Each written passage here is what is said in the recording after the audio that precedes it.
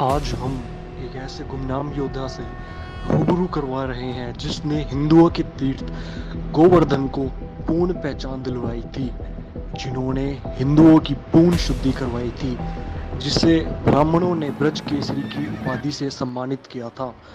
मुगलों से मेवात विजय करने वाले प्रथम हिंदू शासक होने का गौरव भी इन्हें प्राप्त है, जिसके कारण मुगल बादशाह मोहम्मद शाह ने हिंदुओं पर लगने वाले जजिया कर को समाप्त कर दिया था। इस गौरवशाली महानायक जटवाड़ा भूभाग में सोंखगढ़ी कुटेला पट्टी के पांडव कुलभूषण शासक हती सिंह जाट है, जिनके वंश को कुंतल कुटेला तोमर के नाम से जाना जाता है। राजा हटी सिंह कहा जाता है कि मथुरा, वृंदावन, गोवर्धन आज अपना नाम लिए ना होते, राजा हटी सिंह ने आर पार के संग्राम किए ना होते। राजा हटी सिंह का जन्म उनके अंधकार समय में हुआ, जब दिल्ली पर क्रूर अत्याचारी औरंगजेब का शासन था, जिसके अमानुषिक अत्याचारों के आगे हिंदुओं का धैर्य भी जवाब देने लगा था। तब हिंदुओं ने वीर गोखला जाट के नेतृत्व में मुगल सल्तनत के खिलाफ विद्रोह का बिगुल फूंक दिया था। हिंदुओं मुस्लिमों के इस संघर्ष में 3 बार पराजित होने के बाद अंत में औरंगजेब विजयी हुआ। औरंगजेब ने मुसलमान नहीं बनने पर वीर गोकुला के अंग अंग कटवा दिए। औरंगजेब ने सनातन संस्कृति नष्ट करने के लिए ब्रज के प्राचीन नगरों के नाम तक बदलकर उसने मथुरा के इस्लामाबाद, वृंदावन को मोमिनाबाद और गोवर्धन को मोहम्मदपुर का बना दिया था। गोवर्धन में मानसी गंगा पर निर्मित मनसा देवी का भव्य मंदिर व मथुरा के श्री कृष्ण जन्मभूमि के मंदिरों को भी तोड़ दिया था। इस घटना की तीव्र प्रतिक्रिया हुई वीर राजा राम जाट व वीर राम की सिंह चाहर ने औरंगजेब के पूर्वज बादशाह अकबर की कब्र जलाकर औरंगजेब के गाल पर वो थप्पड़ मारा, जिसकी गूंज ने औरंगजेब को चैन से फिर कभी नहीं सोने दिया। जब अधर्म धर्म पर हावी होने को आतुर था, ऐसे विकट समय में मथुरा के सोंखगढ़ के अधिपति ठाकुर सुखपाल सिंह जाट के घर 6 अप्रैल 1680 ईस्वी में हटी सिंह का जन्म हुआ था। इनकी माता इंदिरा कौर चाहरवटी के गढ़ चकोरा के अधिपति मुजैया चाहर की बहन थी। मुगलों से संघर्ष में हजारों जाट क्रांतिकारी नित्य प्रतिदिन स्वराज के इस यज्ञ में अपने प्राणों की आहुति दे रहे थे। इन्हीं बलिदानी पुरुष की वीरता के किस्सों ने हती सिंह के बाल मन पर गहरा असर किया। उनके अंदर मुगलिया सल्तनत के अत्याचारों के खिलाफ जन्मजात विद्रोह के बीच अंकुरित होना स्वाभाविक था। मुगल सैनिकों के रसद और हथियारों को जाट छापेमार योद्धा लूट ले जाते थे और मुगल सैनिक अपनी पराजय पर हाथ मलने के अतिरिक्त कुछ नहीं कर पा रहे थे।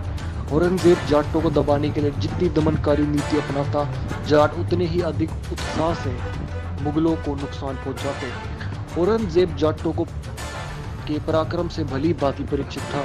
मुगलों की राह में सबसे मजबूत कांटा कुटेल पट्टी का सोंखगढ़ था।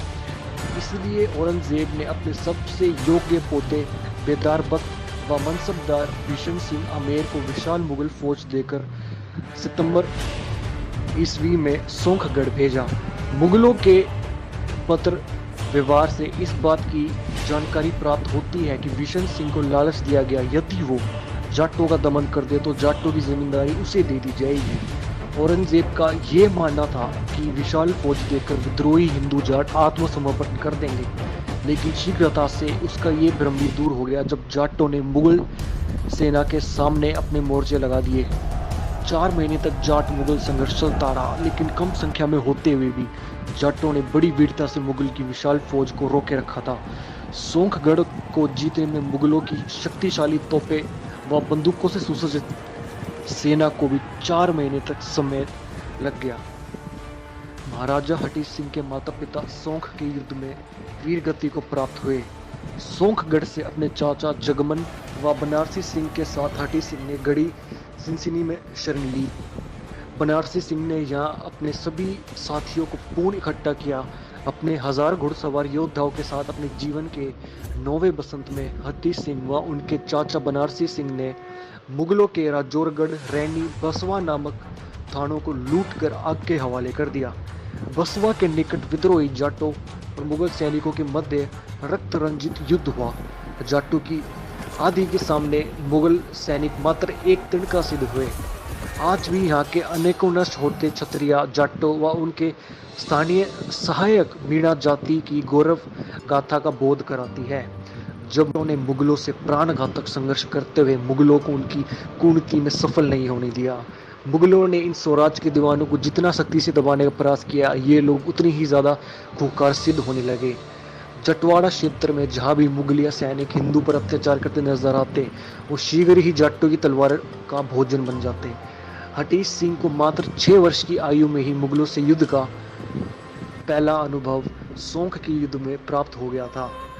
राजा हटी सिंह के बचपन का 5 साल का समय मुगलों से युद्धों में व्यतीत हुआ। हटी सिंह ने स्वराज प्रेमी योद्धाओं की एक फौज मुगलों के विरुद्ध तैयार कर ली, जिसमें 1000 घुड़सवार थे। उनमें सहयोगियों का उनसे अच्छा निशानेबाज बना दिया। उन्होंने अपने जीवन में मिले कठोर युद्ध अनुभवों व अपने पिता को बालपन में मुगलों से युद्ध में खोने के बाद सन 1694 ईस्वी में जब हटी सिंह 14 वर्ष के हुए तो राजा हटी सिंह ने अपने रणबांकुरों के साथ फाल्गुन माह 1695 ईस्वी में सोंख के किले पर कब्जा कर लिया। सोंख के किले पर जाटों का अधिकार प्राप्त होने पर बड़ा उत्सव का आयोजन हुआ। जब महाराजा हटी सिंह अपने घुड़सवार साथियों के साथ किले में प्रवेश हुए, तब नगाड़ों की गूंज से ब्रज का कण कण खुशी से झूम उठा। पुरुषों ने तलवारबाजी में युद्ध कौशल दिखाया तो स्त्रियों ने चरकुला नृत्य का प्रदर्शन किया। ये उत्सव आज तक सोंख में फूल डोल के रूप में बनाया जाता है। ब्रज के वैभव नामक पुस्तक में पंडित गोकुल प्रसाद चौबे लिखते हैं कि ब्रज का खोया हुआ वैभव राजा हटी सिंह ने मोहम्मदपुर को पूर्ण गोवर्धन करके लौटा दिया था। उन्होंने न केवल ब्रज की रक्षा की बल्कि मंदिरों के संरक्षण में योगदान दिया। सच्चे अर्थों में राजा हटी सिंह ब्रज केसरी थे।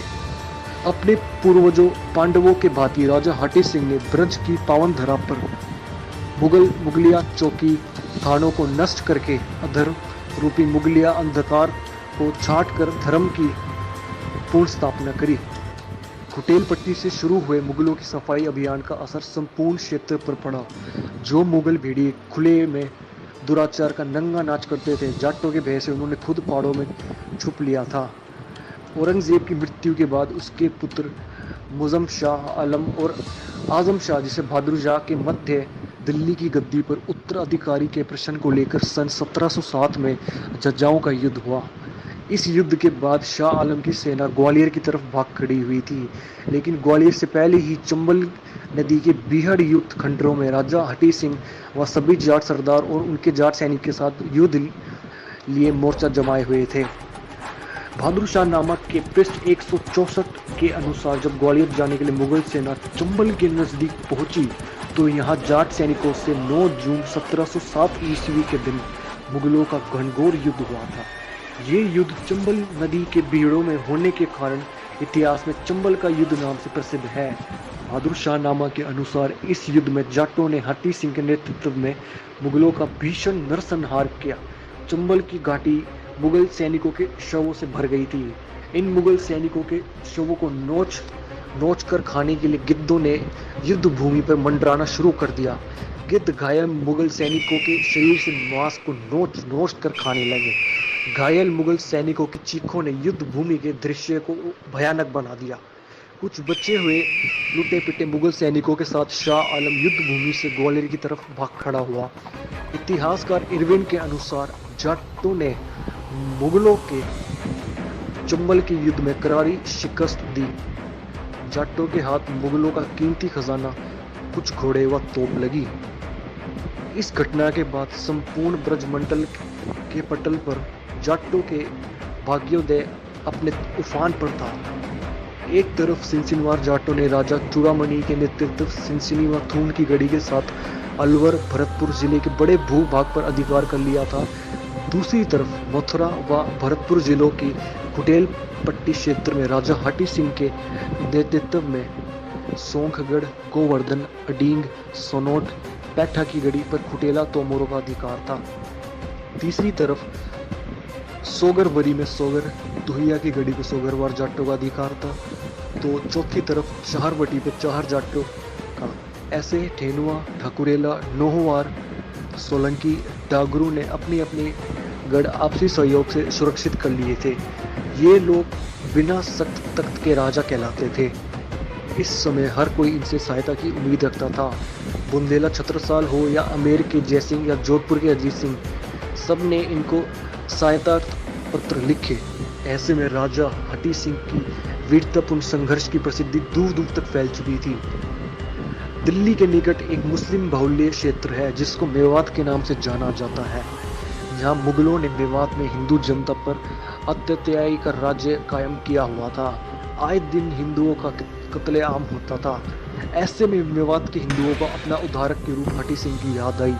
मेवात का एक हिंदू दल छुपते छुपाते राजा हटी सिंह के पास फरियाद लेकर पहुंचा।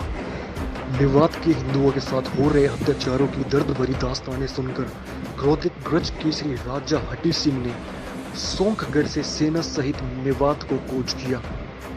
जाटों की जंगी ढोलों की आवाज को सुनकर मेवात में हल्ला मच गया कि जाट मेवात को तोड़ने आ रहे हैं।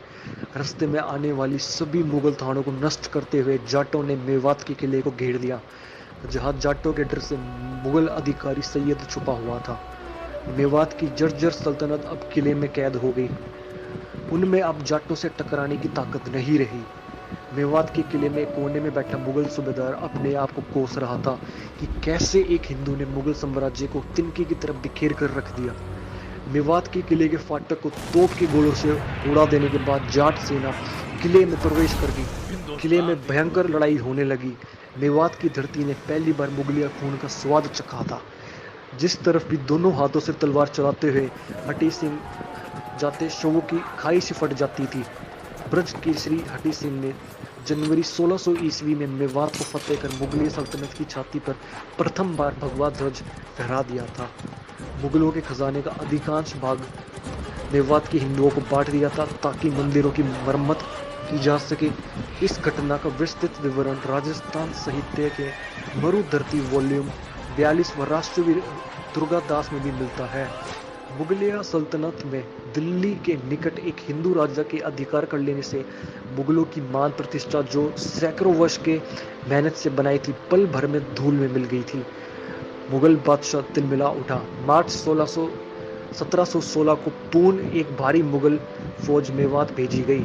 16 मार्च 1716 ईस्वी से जुलाई 1716 ईस्वी तक 5 महीने तक 20 दिन ये युद्ध अनवरत चला था। राजा हटी सिंह ने मुस्लिम बाहुल्य मेवात में अपने गढ़ सोंख से कई 100 किलोमीटर दूर मुगलों के गढ़ किले अपने अधीन कर लिए थे।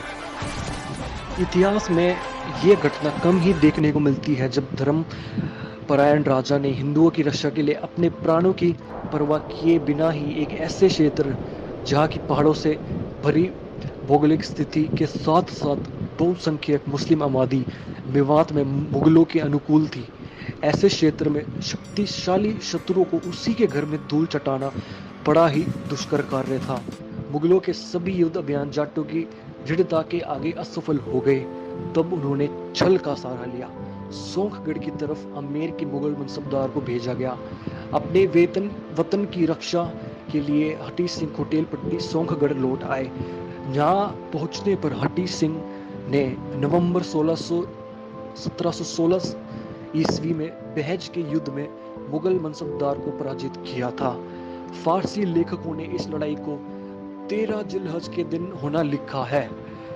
मुगल सम्राट मोहम्मद शाह ने मुगलों को जाटों के हाथों लगातार मिल रही शिकस्त से घबराकर जाटों से समझौते की पेशकश की गई, जिसके बाद संधि पत्र पर विचार विमर्श सोंख के हटी सिंह व थूण के चूड़ामणि के नेतृत्व में जाटों की 108 खापों की विशाल पंचायत आयोजित हुई, जिसमें मुगल बादशाह के सामने 3 शर्त रखी। पहली, हिंदुओं के धार्मिक स्थलों को नुकसान नहीं पहुंचाया जाएगा। दूसरी, हिंदुओं से जजिया कर हटा दिया जाएगा। तीसरी, जाटों द्वारा विजित क्षेत्र पर उनका अधिकार घोषित किया जाए। मुगल बादशाह मोहम्मद शाह ने तीनों शर्तें मान ली। इस तरह हिंदुओं पर से जजिया कर हटाया गया था। मुगल बादशाह इतिहास में ये तारीख भादोवदी 2 संवत अंकित है। राजा हठी सिंह और ठिकानेदार फोंदाराम के पास 10 लाख आया का क्षेत्र इस समय मौजूद था। अंग्रेजी इतिहासकार ग्रोस ने अनुसार महाराजा हठी सिंह के शासनकाल में उनका राज्य 5 भाग में बटा हुआ था। अडिंग, सोसा, सोंख, फरहै और गोवर्धन।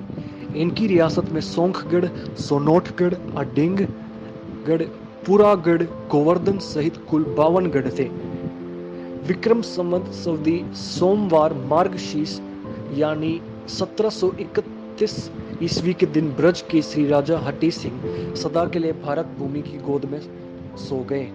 यदि राजा हठी सिंह का जन्म उस दौर में नहीं हुआ होता तो ये भी संभव था ब्रज में सनातन धर्म को बड़ी हानि उठानी पड़ती। औरंगजेब